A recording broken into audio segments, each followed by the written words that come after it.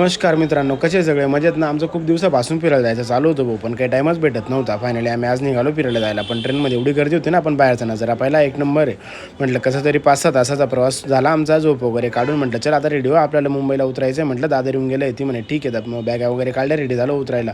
उतरलो आम्ही, गेलो हॉटेलला गेलो. तो म्हणे भाऊ तुम्ही जो रूम बुक केला आहे त्याला अजून 20 एक मिनटं लागतील म्हणे, तो तुम्हाला थोडं बाहेर बसावं लागेल. म्हटलं ठीक आहे भाऊ, मग 20 एक मिनटं बाहेर बसू. नंतर आम्हाला भेटला रूम भेटला. म्हटलं चल रूमला बघून बरं वाटला, चांगला रूम होता. मग आम्ही झालो रेडी फिरायला जायला.